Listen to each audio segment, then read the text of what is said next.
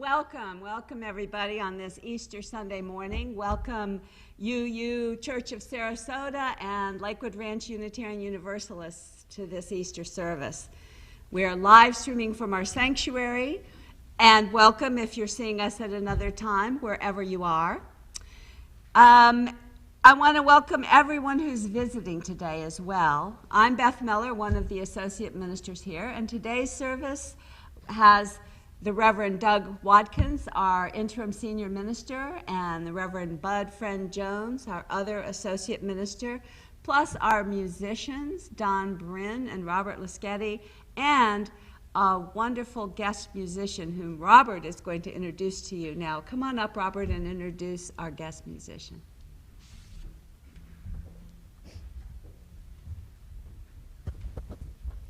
We're very happy to have Fernando Traba, who is the first chair bassoonist with the Sarasota Orchestra.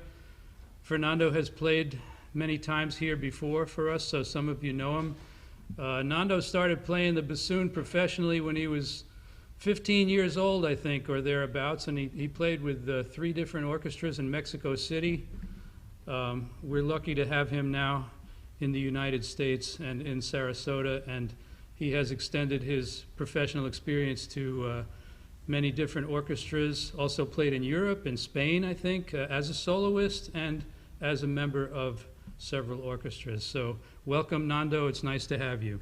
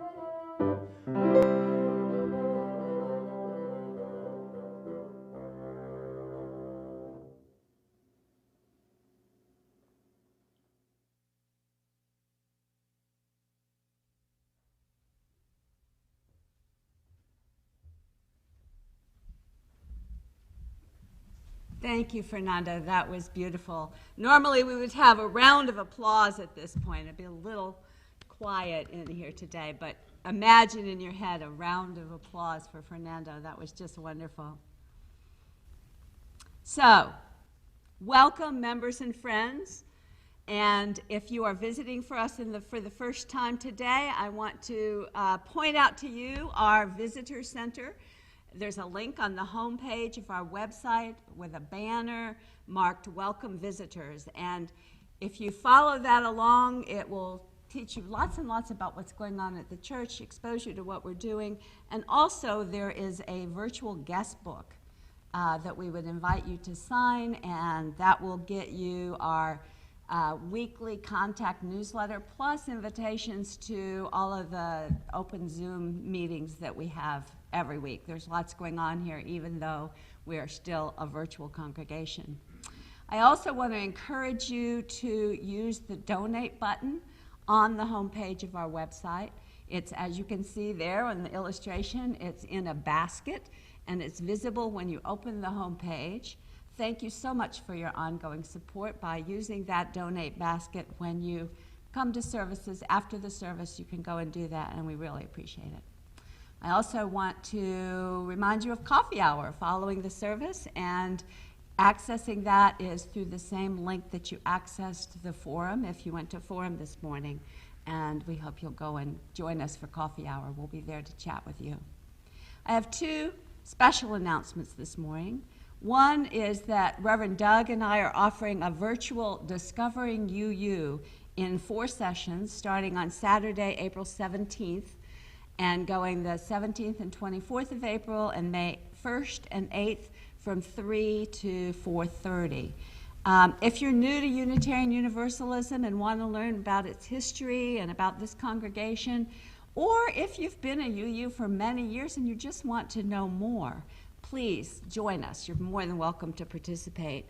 See this week's contact for more information and to sign up. You just sign up by sending me an email saying you want to participate. One more announcement from the Social Justice Committee. Like many states, Florida has a statewide justice ministry. It's called Unitarian Universalist Justice Florida. And its purpose is to help members of our 44 Unitarian Universalist congregations promote our UU values in Florida legislature. As you know, there are several bills currently before the legislature and coming up later this summer that we might have something we would like to say something about. UU Justice Florida can help you learn more about those bills and how to advocate for your point of view on those. So we encourage you to visit their website and sign up to receive their action alerts. This week's contact newsletter has more about this and live links to UU Justice Florida, and it's in the social justice column that's near the end of the contact newsletter that you received on Friday. And now we have another short interlude followed by our chalice lighting.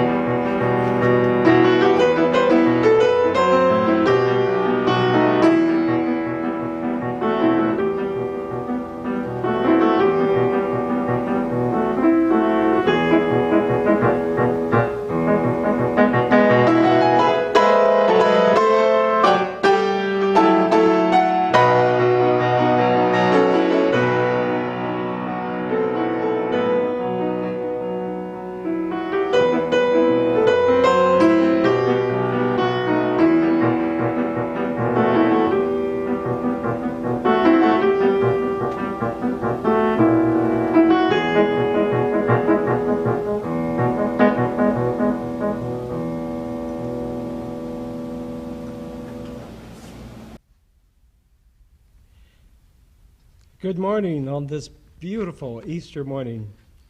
Happy Easter to those who celebrate.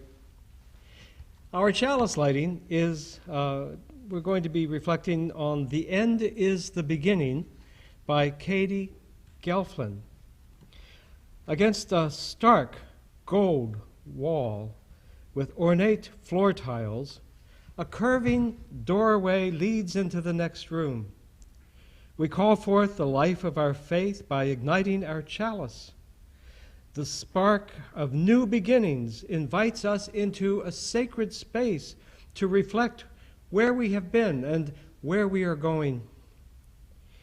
Even knowing that this particular flame will intentionally end with our ritual extinguishing, we fear not its end, for we know with brave hearts that from every ending of our lives, we are sent forth to make a new beginning.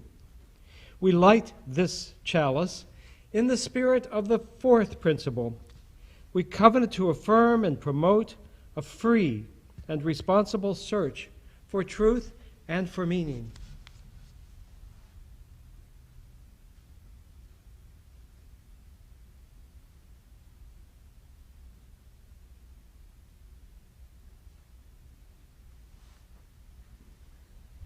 And now, please join with us in our opening hymn.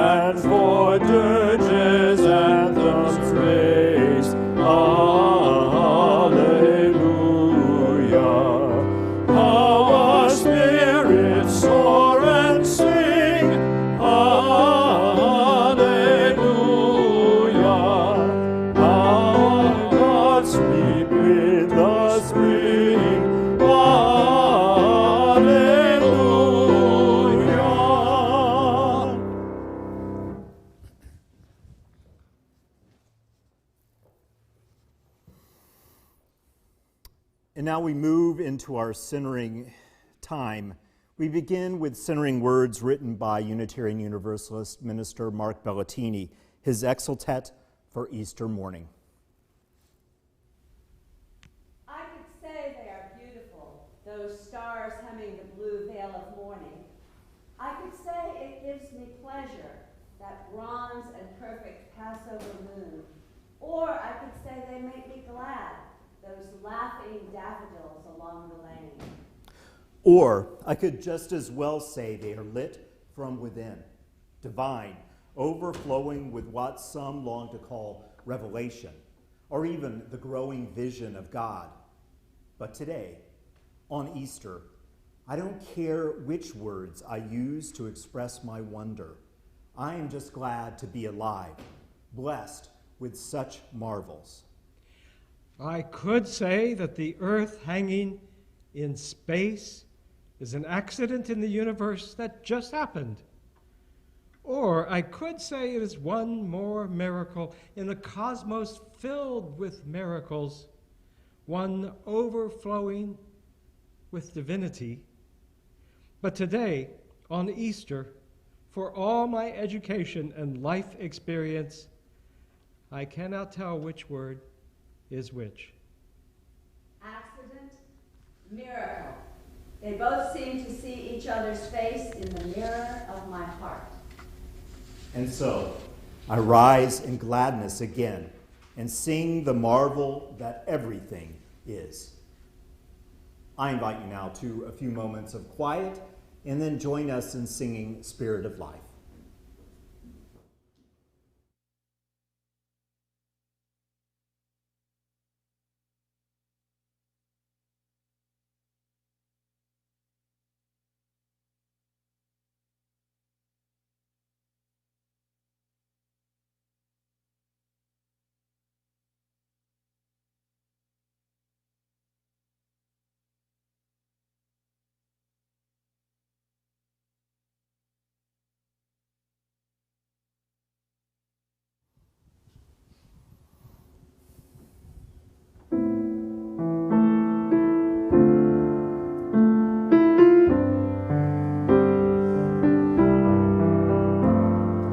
Spirit of life, come unto me.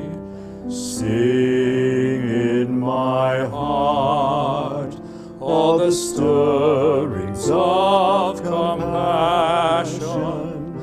Blow in the wind, rise in the sea, move in the hand, giving life the shape of justice.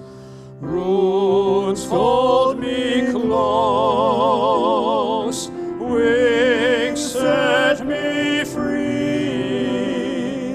Spirit of life, come to me, come to me.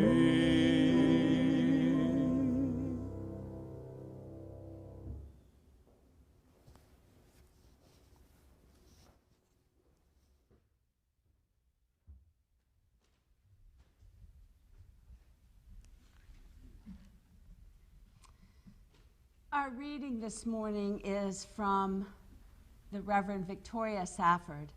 Did the sun come up this morning?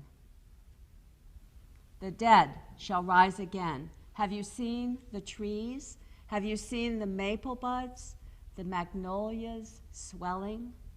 Poplars, the first lacy, pale sprays across the shoulder of the hills. The forsythia, or as one child I know calls it, the three-scythia and the two-scythia. And those three small, flowering, perfect crabapple trees in the park. Strong little trees begging children to climb them and get lost for a while in their magical pink canopies. Did you smell the rain this week and the muddy, ready earth receiving it? Did you smell the musty, lusty, moldy pile of leaves, all thawed now, and underneath the moist and living earthworms, now wide awake? Is it safe, I wonder, to presume that we have all seen the dead resurrected? Can we presume, just quietly among us, this basic fact? Can we admit, however carefully at first, however foolish it may sound, that once or twice in our lives, or perhaps over and over and tumbling over, we have seen events miraculous? Choose the words you will, whatever words you need. If miracle cloys, try unexpected, surprising, unanticipated, lucky, that which has been given us, that second chance, that second wind, by the grace of God knows what. The dead shall rise again. We know because we've seen it. Did the sun come up this morning? No thanks to us and all for us. And did the earth awake again, or did it not? We will testify to resurrection. And now we will hear from Fernando again.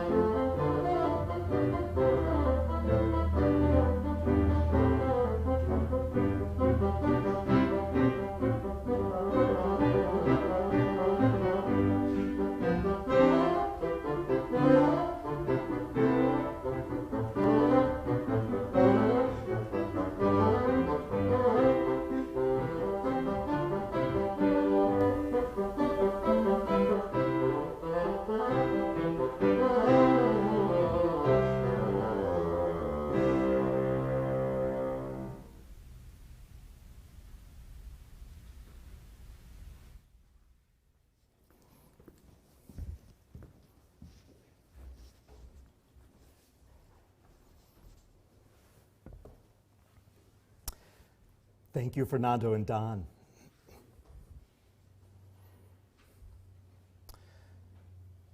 Practicing resurrection.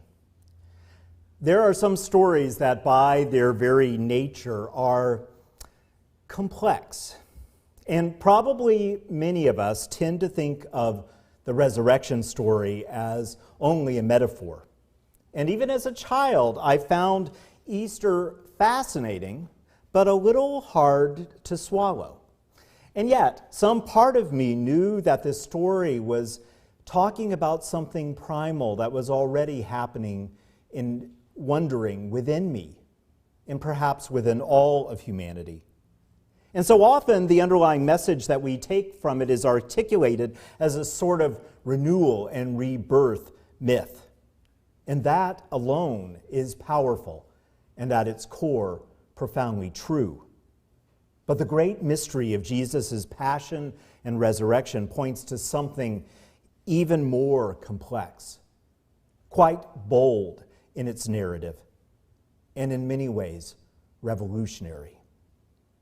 Julia Esquivel was a grade school teacher in Guatemala, and in 1954, military mercenaries, backed by her own government, overthrew the democratically elected President Arbenz. And the military regimes that followed were barbarous, and over 100,000 Guatemalans were murdered. Julia had seen and experienced so many atrocities. And after witnessing a massacre in Rabanal, she became very vocal as an activist and stood against the fascist regime. And this did not go unnoticed. She was forced out of her teaching position and eventually into exile. Now, so often when I say a sentence like that, it is hard for me to grasp the very personal, profound power of what I've just said. She didn't just have a bad day or a poor evaluation. She watched people that she cared about ravaged.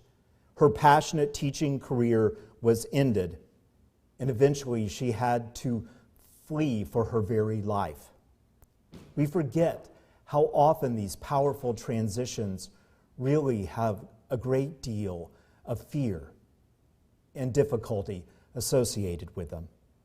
And her greatest healing defense became her poetry. And it could easily be poetry that was entirely about loss and struggle, and that is certainly part of her meaningful voice. But her poems were also about courage and hope and life. One of her most famous poems is entitled, "They Have Threatened Us with Resurrection." She writes, "There is something here within us which does not let us sleep, which does not let us rest, which doesn't stop pounding deep inside. It is the silent, warm weeping of Indian women without their husbands. It is the fixed, sad gaze of children there beyond memory. In the very pupil of our eyes, which during sleep, though closed, keep watch with each contraction of the heart in every awakening. What keeps us from sleeping is that they have threatened us with resurrection. Because at each nightfall, though exhausted from the endless inventory of killings since 1954, yet we continue to love life and do not accept their death." I am fascinated with that phrase, "threaten us with resurrection." She writes, "They have threatened us with resurrection because they do not know life, poor things. But it is also the cloud of witnesses that came before that lost their lives in injustice."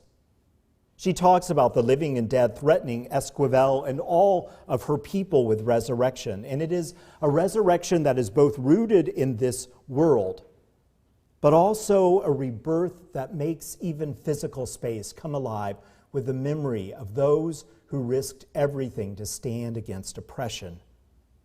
And apparently, this rebirth, while glorious and awe-filled enough, is also a threat. It is its own kind of revolution. And often, such deeply felt, powerful experiences are the foundation of resilient pathways of profound change. We religious liberals sometimes shy away from theologically fantastic language like resurrection because it sounds so supernatural, so impossible. But maybe much of what is a resurrection is actually ordinarily extraordinary. Maybe it is sometimes as simple and as life-changing as the moments when we face our own realities, our own limitations, and our challenges, but rather than fleeing, which is understandable, we choose life. We live, we grow, we change. In a moment of great upheaval, when a career is no longer working, a relationship is deeply broken, our bodies, our minds, our souls deeply wounded. Those are, in their own way, a death, a profound shift that brings loss in our lives. What if, paradoxically, these moments are also places where we find new understandings, lived, powerful revivals of our life? Perhaps resurrection reminds us of the reality that physics has tried to convey to us for years, that nothing in the universe is ever really lost, perhaps transformed, but at the end of a terrible conflagration, while the house has burned to the ground, all that it was, all of its atoms, dwell in some form forever. And so, we are always swimming, floating, living in the midst of resurrection. Matter sometimes reformed, destroyed, and created. But what's more, because of our imagination, our love, our drive, we are being reformed, reborn, learning to live again and again in every moment if we let it. No wonder resurrection is threatening. Life changes are usually not gentle shaping by a loving sculpture. They often are jarring movements, cutting off sort of protruding limbs of who we are and wearing us down. Change is often so darn messy. And that mess asks us to live and ultimately to be different. Practicing resurrection asks us to live with paradox. Rebirth is as full of life as Esquivel suggests, and also as devastating. But it is deeply personal and also never just about our own lives. We tend to think about the bifurcated extremes of personal and the larger life, but perhaps there are other mileposts that resurrection asks us to connect with a larger understanding of life. As our own lives are reborn, we invite others to do the same, whether we intend to do that or not. In the story of Jesus' resurrection, the tomb being empty is not enough for the story. There has to be witnesses to his resurrection. And those witnesses were people who believed deeply in the power of his life and were transformed by his message. And so it was as much the power that when they saw that Jesus lived, they understood that what they had held as so hopeful, as so transformative, a radical understanding of love, that had not died. And what's more, it lived on in them. So it is always something that deeply connects us and reminds us of transcendent truths. And therefore, in some way, because it transcends the individual, has political power in addition to personal. Nora Gallagher was already in the process of leaving behind a career that was lucrative and began to consider the strange possibility, she said, of ministry when she found out that her brother had terminal cancer. And in the midst of the struggle with her own decision and her own precious time, the time that she was sharing with her brother in the final weeks of his life, she wrote that more and more of the dead skin was rubbed off of her soul until tender and vulnerable, so much became so clear. She emerged with a new sense of herself, of her life, of her connection to something beyond herself. And much of it was not what she would have expected at all.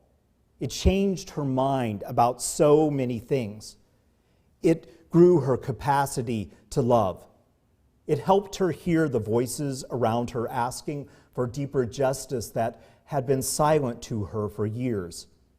It helped her to fight for food for the hungry, for advocating for the ability for two folks of the same gender to marry.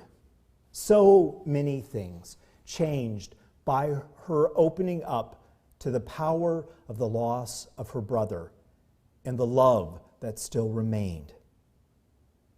In many ways, I think it refers to what Mary Oliver refers to in one of her poems.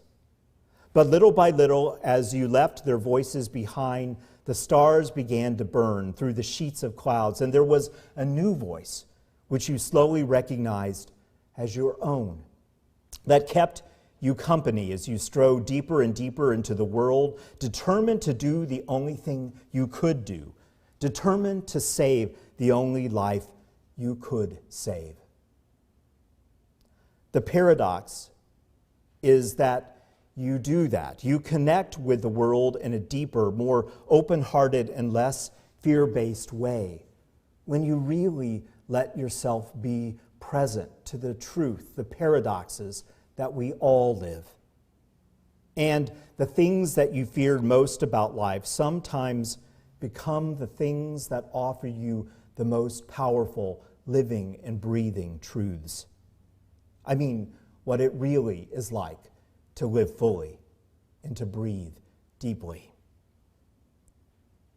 Philip Simmons was a professor and a writer and a remarkable amateur musician when at 35 he received the terrible news that he had ALS.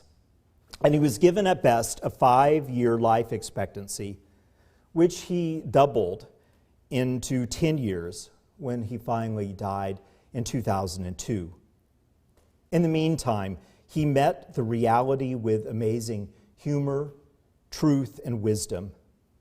And much to his surprise, in the midst of a very difficult decline, he found incredible life. One day, after his condition had deteriorated to a fairly significant level, he wanted most of all to hear his son and daughter play in their first piano recital, which he normally would have dreaded, actually.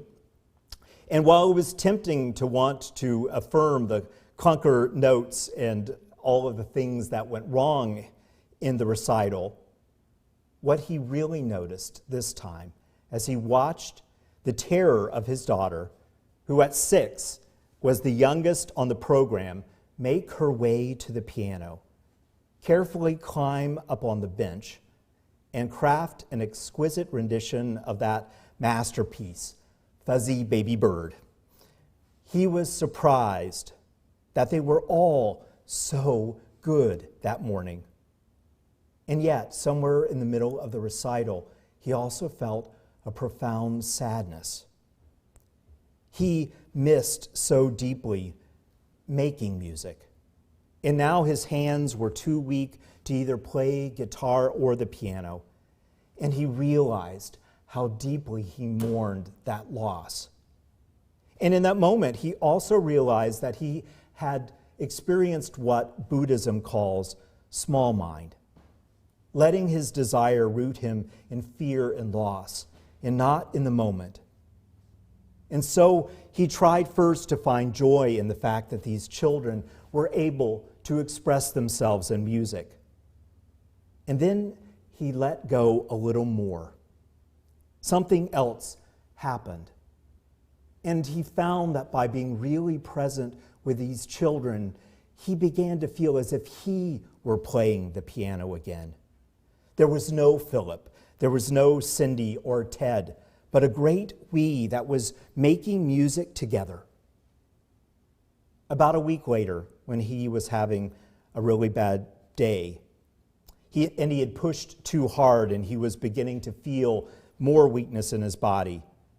And he was having a really bad time with muscle control. And he could tell that his speech was becoming more and more slurred. He felt very close to death in that moment and very afraid. But that night he had a dream. He dreamed that he was seated on a piano bench and he thought to himself, I can't do this, I am too weak. But he felt his hand reach around him and place his hand on the key. And across the great expanse of the grand piano, there were his wife and his daughter and son standing on the other side, just looking at him with pure expectation. Their eyes beamed with joy and love for him. And he was so weak, but still he could play and sing a simple melody line, and it sang with a voice that in real life he could no longer make, a deeply joyful noise. Blackbird singing in the dead of night, take these broken dreams and learn to fly. All your life you were only waiting for this moment to arrive. I wonder if every moment of our day threatens us with resurrection. And sometimes it is only when we've been worn down enough or open enough that we really feel its full power. Or maybe throughout our lives, we are offered the opportunity to practice resurrection so that those moments come more easily to us, become part of our muscle memory. Whatever is true, I hope in this time when so much is changing, so much has been lost, so much seems possible, that there is a new affirmation, a profound affirmation of what you are called to do in your life. On this Easter, that would indeed be a miracle. So may it be. Amen, and blessed be. I invite you to join us in our closing hymn, Rising Green.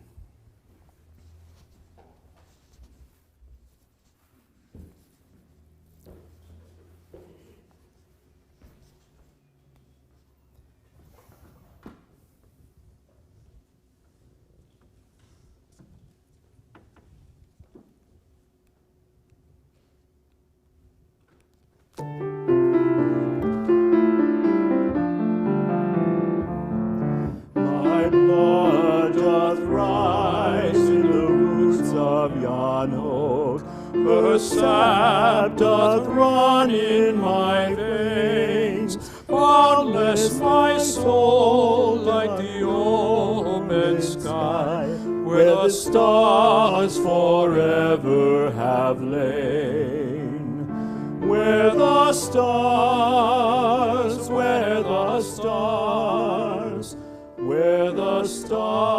forever have lain. I feel the tides as they answer the moon, rushing on a far distant sand. Winging my song is the wind of my breast, and my love blows over the land.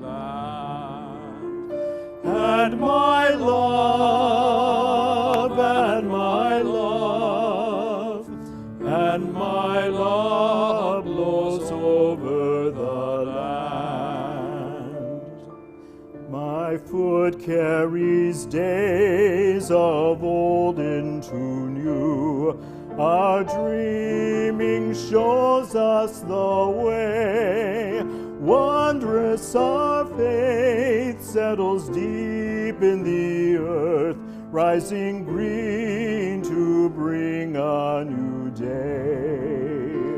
Rising green, rising green, rising green to bring a new day.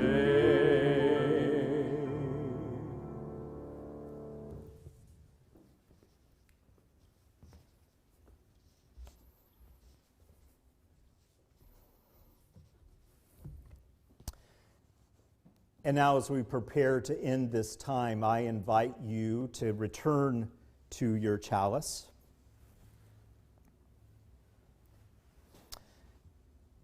As we prepare to extinguish this light, may we remember the fire that flows through all that we are, its powerful and ancient wisdom, its strength, its call to live a life that matters. Though we may extinguish this light, we do not extinguish that wisdom. We do not extinguish that fire. We do not extinguish the warmth of our connection to each other. These live until we gather in this place again. Go forth into your day, and thank you for sharing this time with us this morning.